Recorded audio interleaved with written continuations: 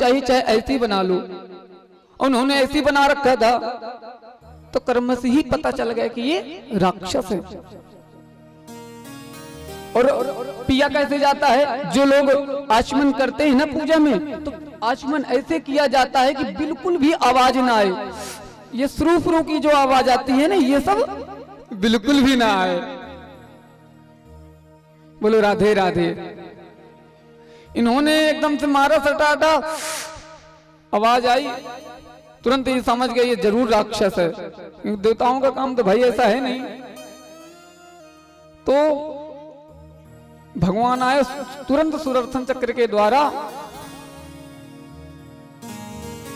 भगवान ने इसका गला ही काट दिया।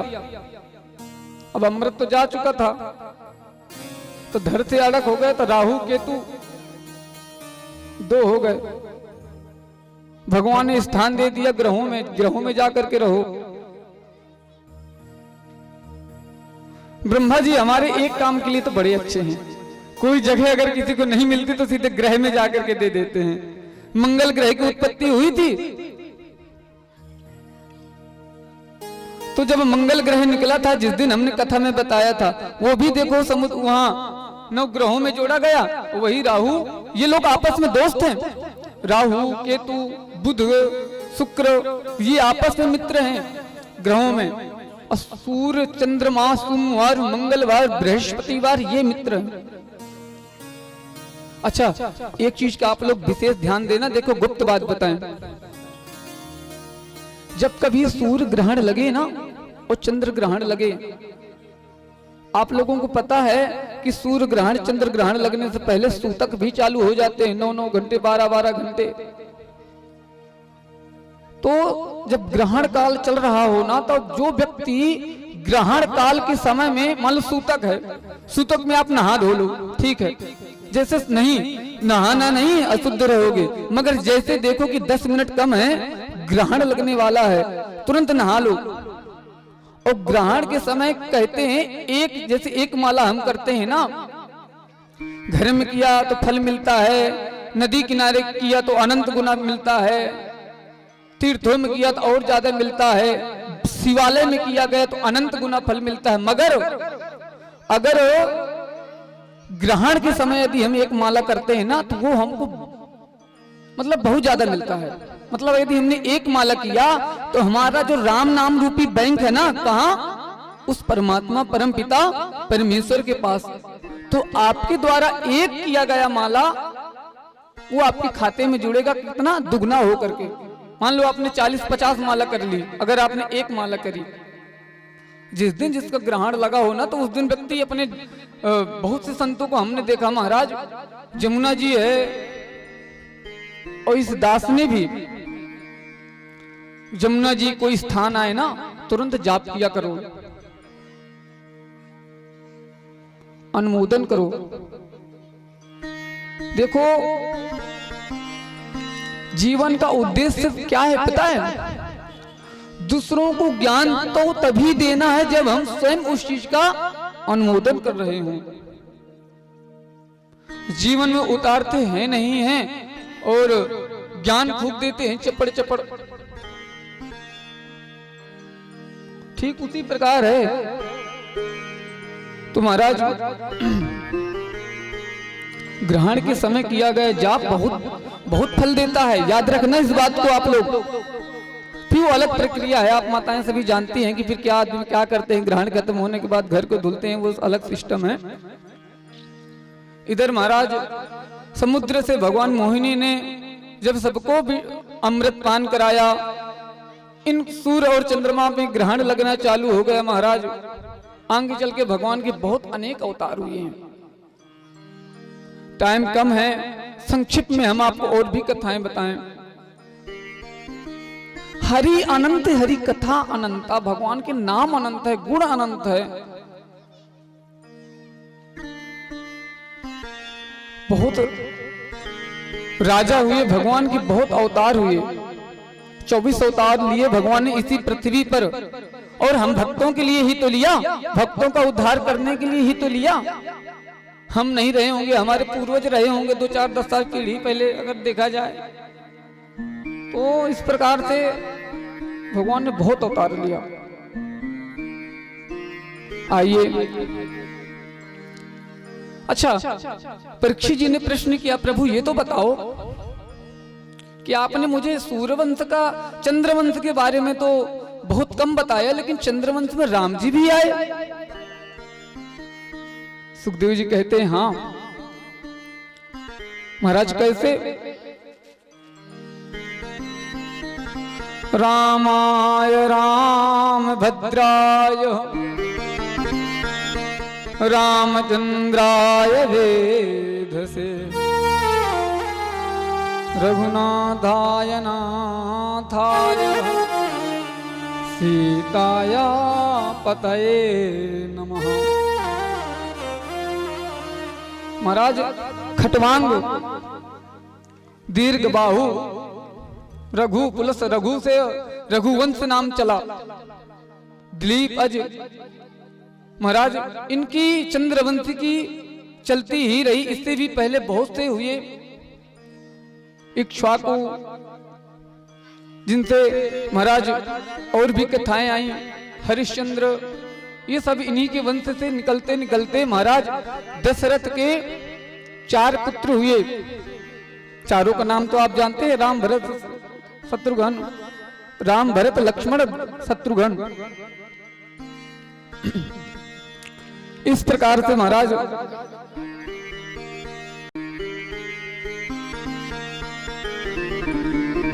राम जी बड़े रहे, भरत जी बड़े हैं, लक्ष्मण भी बड़े हैं, लेकिन शत्रुघ्न छोटे हैं। इनके यहाँ कोई पुत्र नहीं हो रहा था। विश्वामित्र वशिष्ठ बुलावा पुत्र काम सब यज्ञ करावा, पुत्र काम इष्टि यज्ञ हुआ, जिसमें प्रकट भय अग्नि चरु फर लीना। महाराज, अग्निदेव प्रकट हुए और अग्निदेव ने प्रकट करके ऊर्ध्व भाग कौशल्य दीना, अधय भाग आधे कर लीना। खीर लेकर के प्रकट हुए, ऊर्ध्व भाग कौशल्या केकई को दिया, फिर कौशल्य केकई ने आधा आधा भाग सुमित्रा को दिया, छोटी रानी को। तो 2 हो गए, 2 भाग हुए, इसलिए उसके 2 पुत्र हुए, लक्ष्मण शत्रुघ्न। बोले राजा रामचंद्र भगवान की जय हो। श्री राम राम रघुनंदन राम राम, श्री राम राम भरताग्रज राम राम, श्री रामचंद्र चरणौ मनसा स्मरामि, श्री रामचंद्र चरणौ वचसा गृह्णामि, श्री रामचंद्र चरणौ शिरसा नमामि, श्री रामचंद्र चरणौ शरणं प्रपद्ये। महाराज, पुत्र हुए, बड़े हुए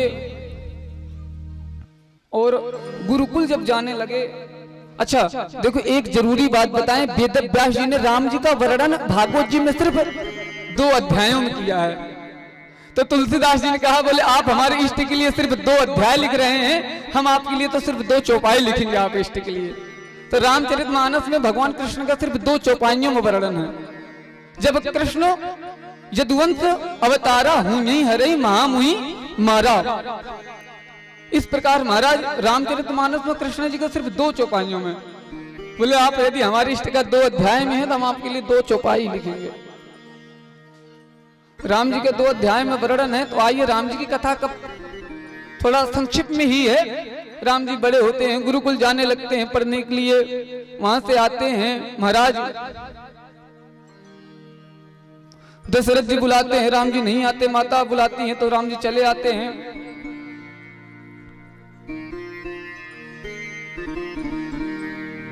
और बड़े हुए राम जी, ऋषि आए और ऋषि लेकर के राम जी को जाने लगे।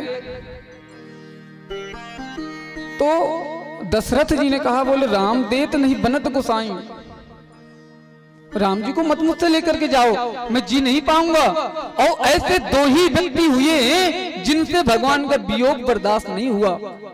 एक दशरथ जी थे और एक माता कुंती थी। राम जी जब वनवास में गए तो दशरथ जी ने तुरंत अपना प्राण त्याग दिया, और कुंती ने जब सुना था कि भगवान अपने गोलोक धाम को चले गए, क्षीर सागर चले गए, तो माता कुंती ने भी उसी समय प्राण त्याग दिया था, जिसको भगवान अपनी बुआ कहा करते थे। महाराज राम जी की कथा का तो देखो जितना वर्णन किया जाए तो महाराज कम है। सबको पता है राम जी ने आगे आगे क्या क्या लीलाएं करी, विवाह हुआ। आगे चल करके आज हम प्रवेश कर रहे हैं कृष्ण कथा में। प्रश्न किया परीक्षित जी ने, बोले प्रभु ये तो बताओ कि जब मैं अपनी माँ के गर्भ में था तो किस परमात्मा ने उस बिहारी जी ने मेरी जो रक्षा की थी उसकी भी तो मुझे कथा सुनाओ, मैं संक्षिप्त में सुनना चाहता हूँ। अरे जिस मधुर बिहारी रसिक ने मेरी माँ के गर्भ में रक्षा की थी उसकी मुझे कथा सुनाओ। सूर्यवंश में तो महाराज राम जी का वर्णन, अब चंद्रवंश में कथितो वंश विस्तारो भवता सोम सूरयो राज्यम चो भयवंत्यानां चरितं परमाद्भुतम्।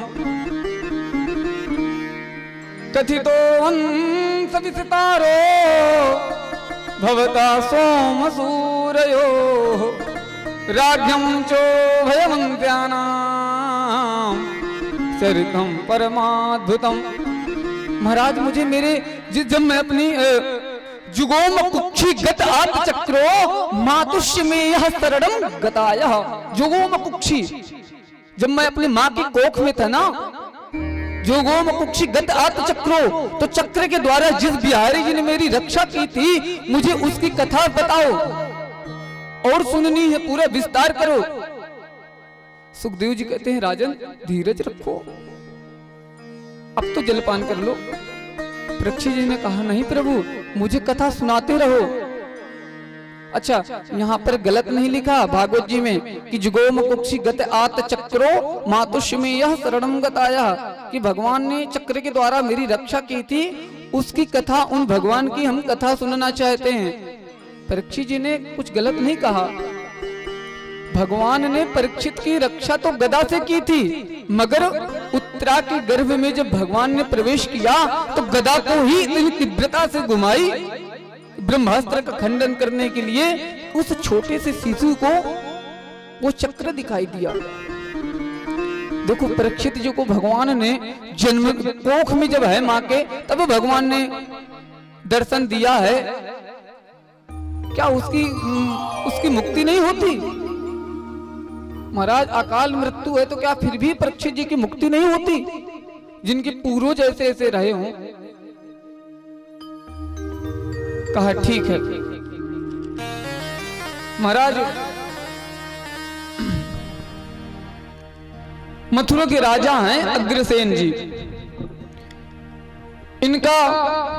इनकी पत्नी है पद्मावती, इनके एक पुत्र होता है। अच्छा ये जब अग्रसेन की पत्नी जो पद्मावती है ना रजस्वला है, मगर उसी समय अपने मैके चली गई। स्त्रियां जब रजस्वलाएं हैं तो दो चार जगह नहीं जाना चाहिए, जैसे चौराहा है, कोई पुराना पेड़ है, बरगद है, ये चली गई अपने घर। तो किसी प्रेत आत्मा की कहीं से कुछ उस दिन हवा लग गई। महाराज भागवत जी में तो यही आया, सुधा सागर में कुछ हवा लग गई। उसी टाइम पर उस संध्या काल का बेला का समय था। तो जब ये कंस पैदा हुआ ना, तो कंस राक्षसी प्रवृत्ति का था, मतलब इसका चेहरा ना राक्षस की तरह था कंस का। तो इसकी माँ ने जब बुलाया पंडितों को, तो पंडितों ने कहा बोले ये तो राक्षसी प्रवृत्ति का है। तो इनके पिता अग्रसेन ने इनको एक बांस की टोकरी में लेकर के बहा दिया जमुना जी में। वहीं पर सूर्यसेन नाम के जो राजा थे वो भगवान को जल देने आए थे। सूर्यसेन ने जब देखा कि ये बहते हुए कुछ आ रहा है, कहीं इसमें बालक है क्या कोई, तो जाते हैं और जाकर के उस बालक को वहां से ले आते हैं। लाने के बाद अच्छा, सूरसेन जी के यहाँ एक पुत्र और भी है जो अभी हुआ है। कौन? वसुदेव जी। वसुदेव जी भी हुए महाराज। अब वसुदेव जी और ये कंस एक ही परड़े पर खेलते हैं, पलने पर एक साथ खेलते हैं, एक साथ भोजन करते हैं, दोनों एक साथ ही बड़े होते हैं। कौन? कंस और वसुदेव जी। क्योंकि सूरसेन के यहाँ पल रहे हैं। कथा को ध्यान से सुना। तत्पश्चात एक दिन नारद बाबा आए, बताया कि देखो ऐसा है, तुम ना राजा हो, राजा की पुत्र हो। और भी बोले राजा की पुत्र तो हाँ मैं हूं।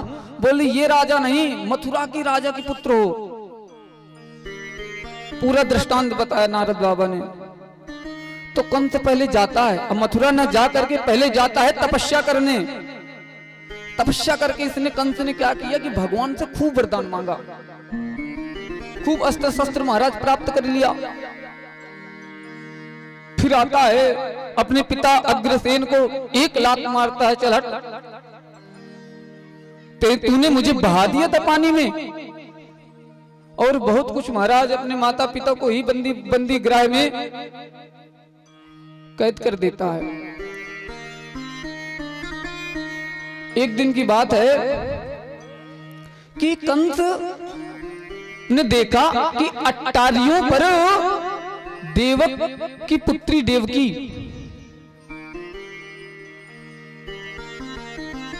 को देखा। तो अपने सैनिकों से पूछा, अरे भाई अभी तक हमारे चाचा ने हमारी बहन के लिए कोई रिश्ता नहीं देखा क्या? तुरंत उसको ख्याल आया कंस को कि यार मेरा मित्र है, बहुत सत्यवादी है और बहुत अच्छा भी है। तुरंत घोड़ा निकाला, वसुदेव जी के पास पहुंच गया यह दुष्ट कंस। वसुदेव जी के पास गया और कहा, मित्र ऐसा है कि देखो मित्रता का रिश्ता तो ठीक है, क्यों ना हम दोनों संबंधी बन जाएं, मेरी बहन से विवाह कर लो। उनकी पहले से भी विवाह थे वसुदेव जी के। कौन? रोहिणी। फिर भी कंस महाराज जानता है उग्रवादी है, कर लिया विवाह। महाराज कंस, शास्त्रों में प्रमाण है कि कंस ने खुद मतलब इतना सजाया, सब कुछ विस्तार से महाराज मथुरापुरी को दुल्हन की तरह सजा दिया। और तो और दिवंगनाएं आ रही हैं महाराज देवकी के हाथों में मेहंदी लगाने, और बड़े ध्यान से मेहंदी लगा रही हैं। इसमें वो कौन सी रेखा है, कौन सी नारी है कि महाराज जिसमें बाकी बिहारी आपके गर्भ से आने वाले हैं। दिवंगनाएं देवकी के हाथों में मेहंदी लगा रही, देख रही बड़े ध्यान से, कौन सी रेखा है जिसमें साक्षात भगवान आपके गर्भ से आने वाले हैं। महाराज खूब धूमधाम से विवाह हुआ। और आज यह दुष्ट कंस अपनी बहन को रथ में बैठा करके स्वयं सारथी बन गया, बहन को विदा करने लगा। उसी समय आकाशवाणी हुई, रे दुष्ट कंस, जिस बहन को तू इतने प्यार दुलार के साथ जा रहा है ना, इसी का अष्टम लाल तुम्हारा काल होगा, तुम्हारी मृत्यु होगी। अब कंस ने सोचा कि सब कुछ मिथ्या हो सकता है, मगर आकाशवाणी तो मिथ्या नहीं हो सकती भाई, आकाशवाणी थोड़ी मिथ्या हो सकती है। तुरंत इसका महाराज मन बदल गया, उतरा और भगनी महंत मारब्दा खड़ग पाड़ी पचग्रहीता, भगनी महंत मारब्दा खड़ग पाड़ी पचग्रहीत, अपनी बहन के केस पकड़ लिया और तलवार लगा ली। बंधुओं देखो एक बात बताएं, कभी ना स्त्रियों के या बच्चियों के कभी बाल नहीं पकड़े जाते। खेल खेल में हम लोग पकड़ लेते हैं, बेटा ये सब नहीं होता भाई, पाप है, इससे दोष है। जितने बाल आप पकड़ोगे उतना कष्ट होगा, आपका कष्ट होगा। आपको सीधा सीधा बताया जाए तो महाराज नरकों में भी जाना पड़ता है। इसलिए भले बच्ची हो, स्त्रियों को कभी बाल नहीं पकड़ने चाहिए। कान पकड़ लो, खिला लो बच्चियों को, मगर बाल पकड़ के नहीं। इसके बाद महाराज वसुदेव जी खड़े हो गए। देखो कंस, अभी तक ये तुम्हारी बहन थी, पर अब ये मत भूलो कि ये मेरी पत्नी भी तो है। मैंने इससे विवाह किया है, तुम इसको मार रहे हो।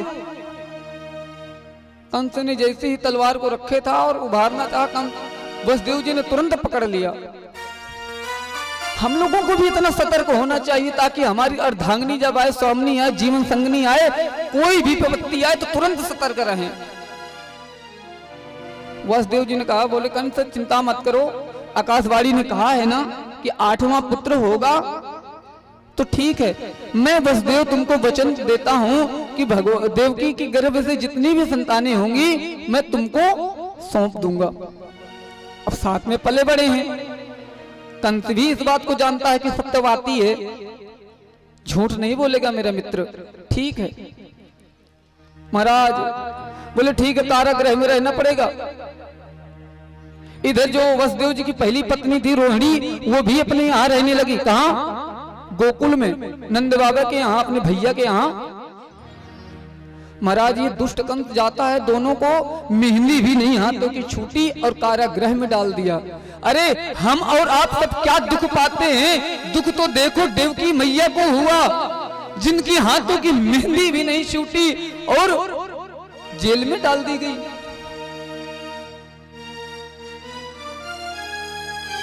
जेल में डालने के बाद महाराज पहली संतानें हुई, दूसरी हुई, कंस ने नहीं मारा, सोचा मुझे तो 8वां से डर है। नारद बाबा आते हैं, गुलाब का वो सब दिखाते हैं, इधर से गिनो 8, इधर से गिनो 8, देखो कुछ समझे? कंस ने कहा, बाबा मैंने तो कुछ नहीं समझा। बोले देखो हम सीधा सीधा नहीं बताएंगे, नहीं तो हमको भी पाप पड़ेगा, समझ जाओ। कमल की पुष्प से इधर से 8 गिने, इधर से 8, ठीक है। अब महाराज कंस समझ भी गया, नारद बाबा तो चले गए। कंस ने कहा, बोले देखो ऐसा है, मेरे गुरुदेव भगवान जब आते हैं तो मुझे कुछ न कुछ अच्छा ज्ञान देके जाते हैं। कंस के जो मित्र है ना, चाणूर, मुष्टिक, ये सब, ये बहुत महाराज देखो साथ बहुत खराब होता है। अब ऐसा भी नहीं कि भगवान ने, कंस ने देवकी के पुत्रों को तत्काल मारा, क्योंकि शास्त्रों में, भागवत जी में भगवान कृष्ण के 7 पुत्रों का नाम भी आया है। तो नाम आया है तो भाई अगर तत्काल मार दिया तो फिर नाम कहां से आ गया? एक बार हमने अपने गुरुदेव भगवान से ये प्रश्न पूछा था, तो गुरुदेव भगवान ने कहा, बोले कंस जो था ना वो मतलब इतनी जल्दी नहीं मारता था, 10, 12, 15 दिन, मतलब जब औरत अपने वहां से निकल आती है, गुरुदेव भगवान ने हमें संक्षेप में बताया था। बोले फिर जब नामकरण हो जाता था कंस तब मारता था, क्योंकि कंस भी जानता है कि जघन्य अपराध है किसी को कोख में मार देना। ब्रह्म हत्या, गौ हत्या, साधु हत्या, इनसे भी बड़ा है महाराज गर्भ में हत्या करना। कंस इस बात को जानता है, इनसे भी बड़ा, सबसे बड़ा जघन्य अपराध है महाराज कुक्षी में मार देना। और चले जाओ बड़े बड़े हॉस्पिटलों में, देखते हैं पहले वहां सिटी स्कैन में वगैरह में कि पहले पुत्र है कि पुत्री है, पुत्री हुआ तो वहीं मार देते हैं, जबकि ये गलत है। इतना बड़े कंस ने भी मतलब वो नहीं किया महाराज, मारा नहीं। उसको पता है कि कुक्षी में भी हमने मार दिया तो मतलब इतना बड़ा पाप। और हम लोग महाराज क्या करते हैं, हॉस्पिटल में जाते हैं और अगर बेटी हुई तो बेटी को मार देते हैं। ये कोई बात हुई? अरे मरते अरे उधर तो देखो, तुम्हें पकड़ने के लिए महाराज तुम तो तैरोगे तेलों में। जो लोग ऐसा काम करते हैं नहीं करना चाहिए, गलत है। बाद में भुगती भी है। आगे चल के महाराज पहले पुत्र हुआ, दूसरा हुआ, तीसरा, चौथा, 5वां, 6वां, सप्तम। जब सप्तम आया ना तो सप्तम में तो भगवान का दूसरा अवतार 19वां बलभद्र जी को आना था। भगवान ने सोचे यदि बलदाऊ भैया चले गए और कंस इनको मारने के लिए आएगा, और बलदाऊ भैया ने यदि देखा तो कहीं इनको क्रोध आ गए तो तुरंत फरसा उठ जाएगा, अब भी उठ जाएगा फरसा, फिर तो पूरी कृष्ण कथा यही हो जाएगी।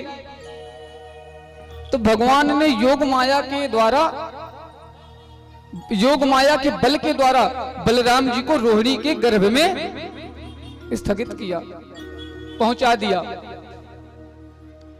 बल के द्वारा पहुंचाया गया, इसीलिए इनका नाम पड़ा बलभद्र। अच्छा, बलराम ये एक नाम नहीं, बल अलग रखा गया था, इनका नाम राम अलग है, आगे की कथा में बताएंगे। इन्होंने फिर वहां जब बलराम जी का जब आगे चल के जन्म होता है, इन्होंने अपनी आंखें नहीं खोली, क्योंकि देखो शेष नैया पर रहते थे क्षीर सागर में, भगवान की रोज दर्शन किया करते थे। अब यहाँ दो आंखें सहस्त्र खन रहते तो सहस्त्रों से भगवान के दर्शन करते थे। इन्होंने सोचा, बोले अभी तो भगवान आए नहीं है, मैं क्या आंख खोलूं, आंख ही नहीं खोले। महाराज इधर भगवान आ रहे हैं, अष्टम लाल बन के जब भगवान आए। अच्छा, इधर कंस को सूचना दी गई कि देवकी का जो 7वां है ना वो खलित हो गया। कंस ने कहा, बोले चलो अच्छा, अगर स्थगित हो गया। आगे चल के भगवान स्वयं आ रहे हैं।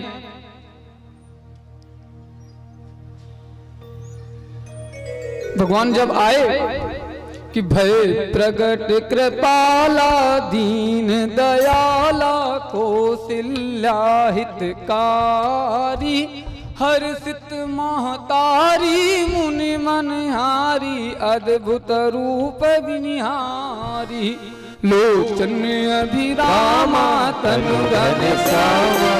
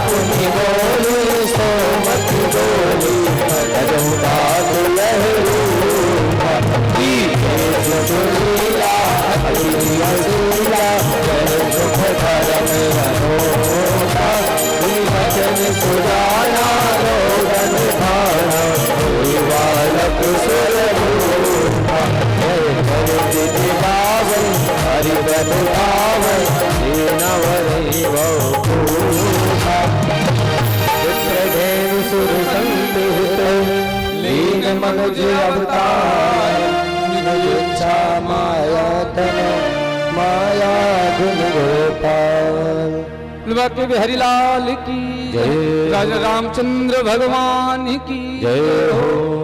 महाराज भगवान आए, हाथ में कस्तूरी तिलकम ललाट पटले वक्षस्थले कौस्तुभम, 4 भुजों से महाराज भगवान प्रकट हुए।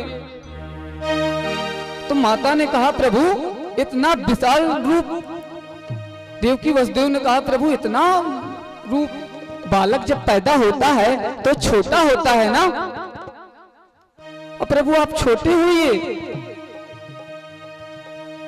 भगवान छोटे हो गए। कहा, बोले बच्चा जब छोटा होता था भगवान रोता भी तो है, आप रोइए। भगवान ने कहा, मैया मुझे कौन सा कष्ट है, मैं क्यों रोऊं। तो ये चौपाई वही कह रही कि सुनी बचन सुजाना रोदन ठाना हुई बालक सुरभूपा।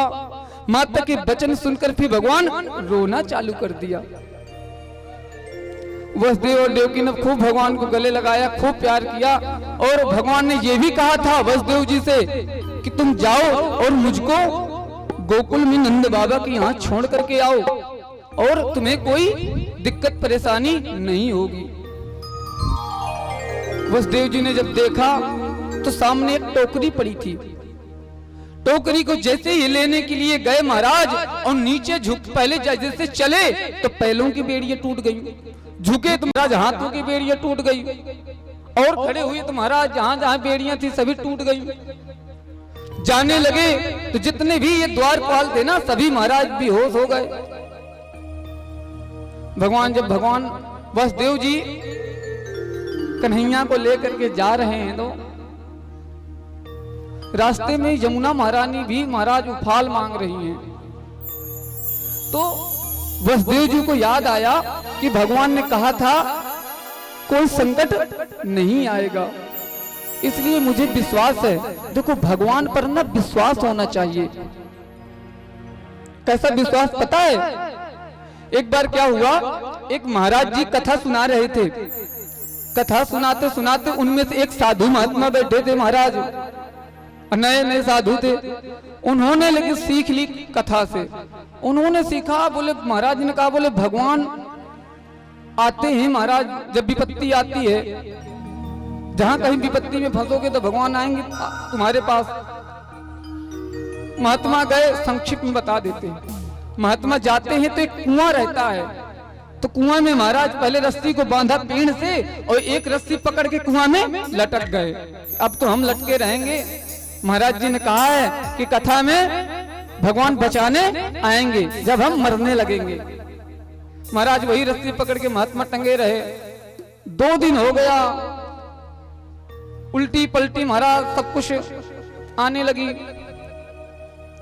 वहीं से एक वो जा रहा था घुड़सवार ने जब देखा कि कोई लटका हुआ है, आवाज लगाई कि क्यों भाई लटके हो? महाराज 3 दिन से खाया पिया तो था नहीं। तो बोला हाँ ऐसी ऐसी बात है, भगवान आएंगे और मुझे बचाएंगे।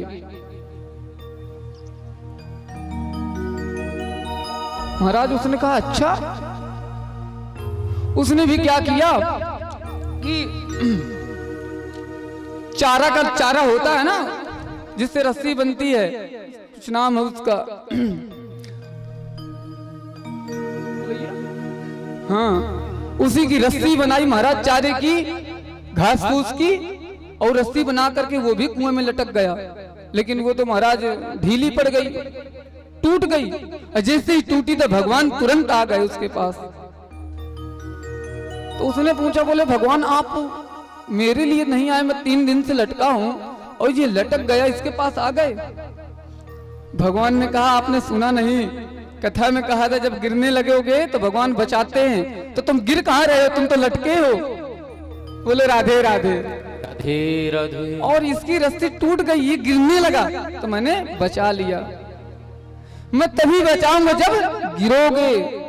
वो चाहे भक्ति में गिरना हो, चाहे भगवान के कीर्तन में गिरना हो, मगर गिरो तो भगवान बचाएंगे। लटके लटके रहो।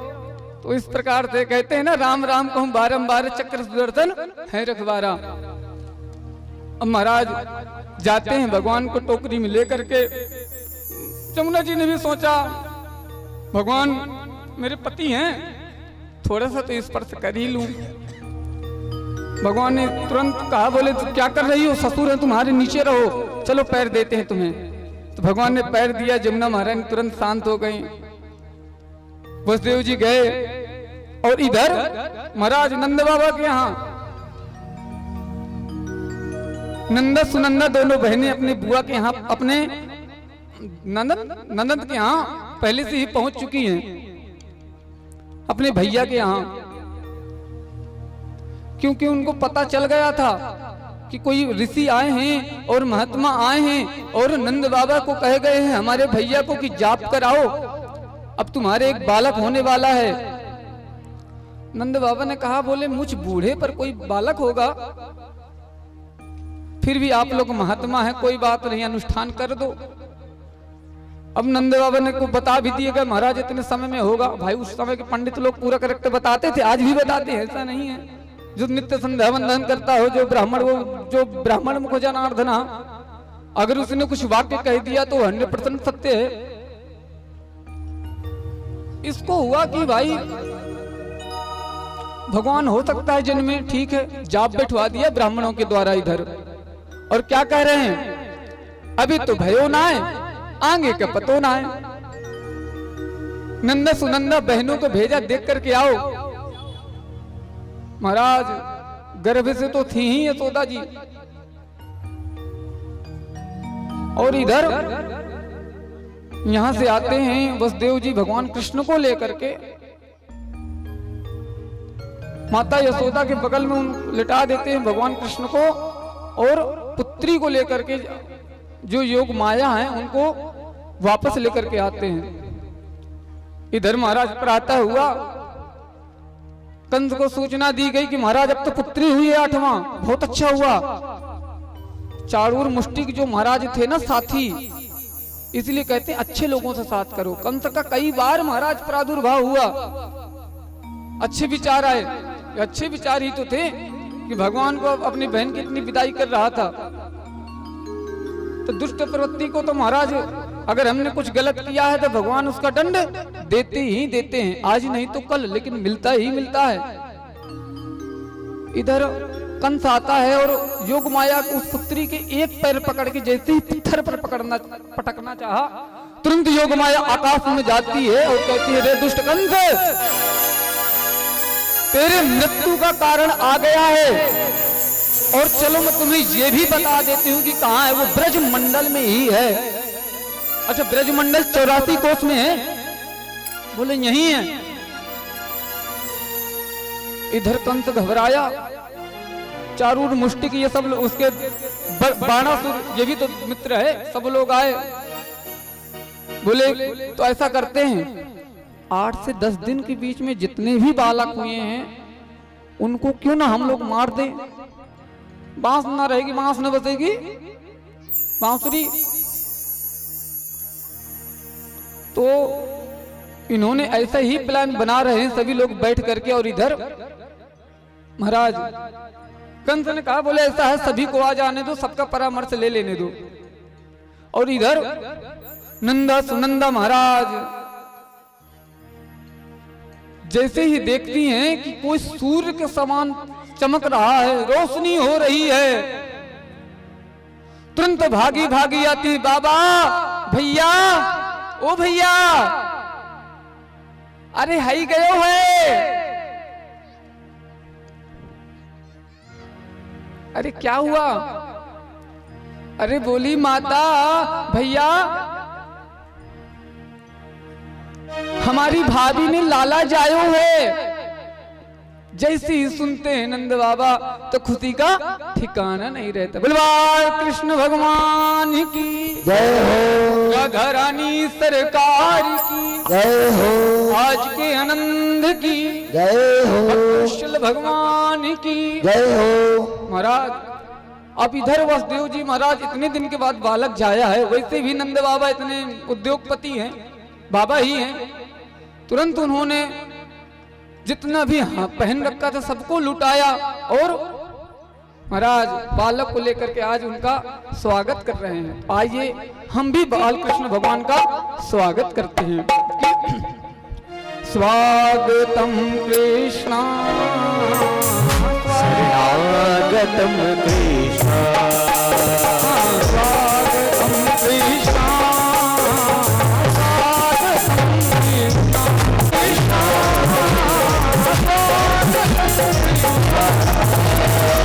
स्वागतम सुस्वागतम शरणागतम कृष्णा, स्वागतम सुस्वागतम शरणागतम कृष्णा, स्वागतम कृष्णा, शरणागतम कृष्णा, स्वागतम कृष्णा, शरणागतम कृष्णा।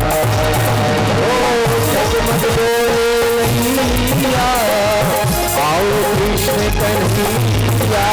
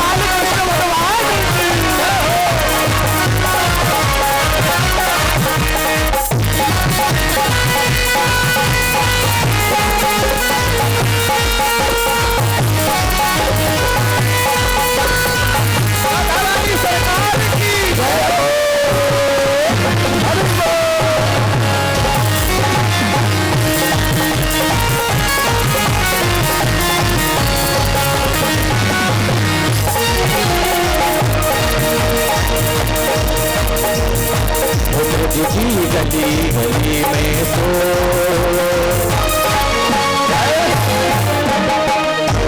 ब्रज की गली गली में शोर, आयो आयो रंग किशोर, ब्रज की गली गली में शोर, आयो आयो रंग किशोर, ब्रज की गली में शोर, आयो आयो रंग किशोर, आयो नंद किशोर आयो, आयो नंद किशोर, आयो नंद किशोर आयो, आयो नंद किशोर, ब्रज की ब्रज की ब्रज की गली गली में शोर, आयो आयो नंद किशोर, ब्रज की गली गली में शोर, आयो आयो नंद किशोर।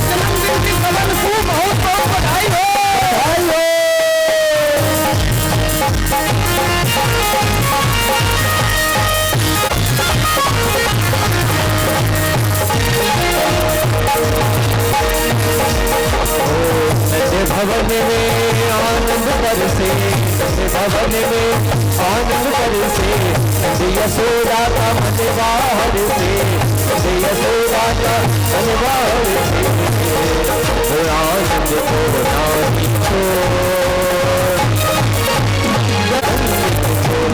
ब्रज की गली में शोर, आयो आयो नंद किशोर,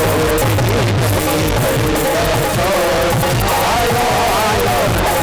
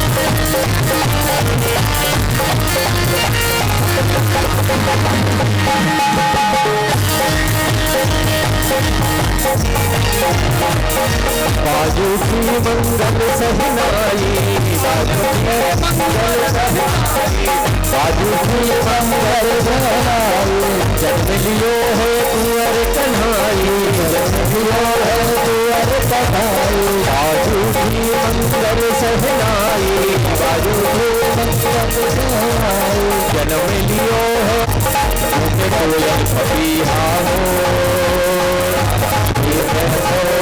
आयो आयो नंद किशोर।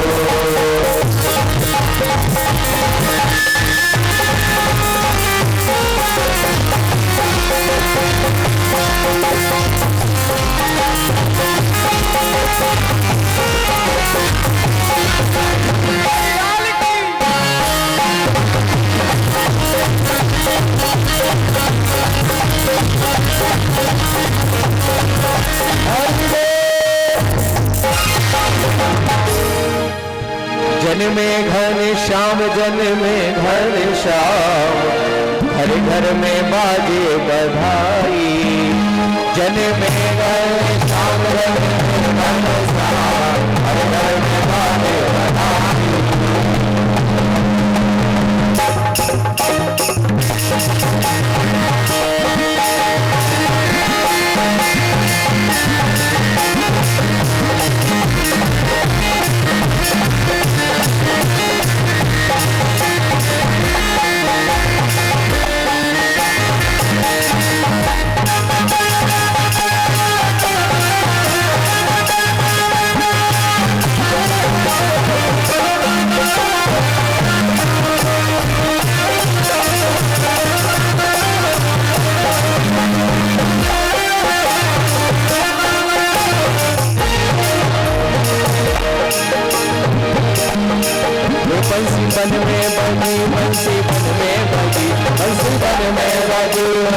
बन में बनी, अब जाने रे आंगन में तुलसी बन में बनी, अब जाने रे आंगन में तुलसी बन में बनी, अब जाने रे आंगन में।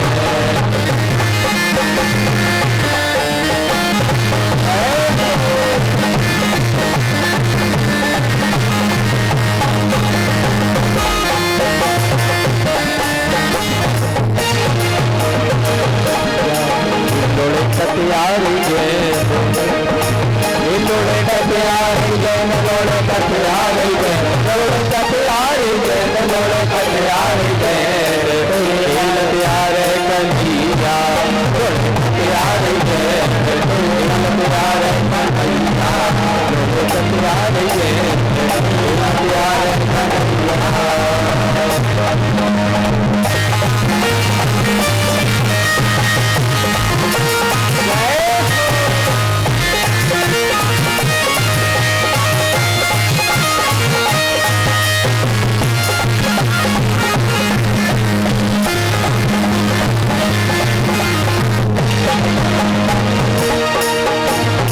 अंगना पधर महारानी मोरी शारदा भवानी, अंगना पधर महारानी मोरी शारदा भवानी, अंगना पधर महारानी मोरी शारदा भवानी, अंगना पधर महारानी शारदा भवानी मोरी शारदा भवानी, शारदा भवानी मोरी शारदा भवानी, कर दो ये मैया कर दो कृपा वरदानी, ये मोरी शारदा भवानी कर दो कृपा महारानी, मोरी शारदा भवानी कर दो कृपा महारानी, मोरी शारदा भवानी।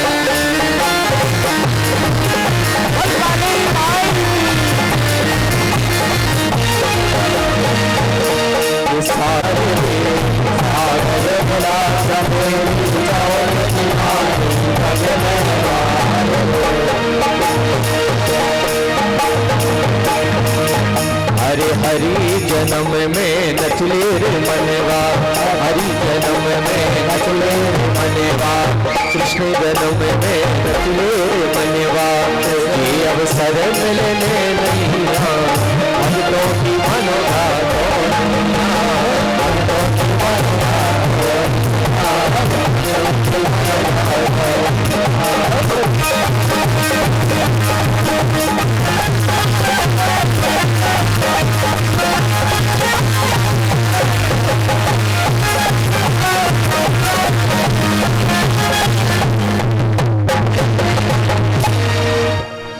कृष्ण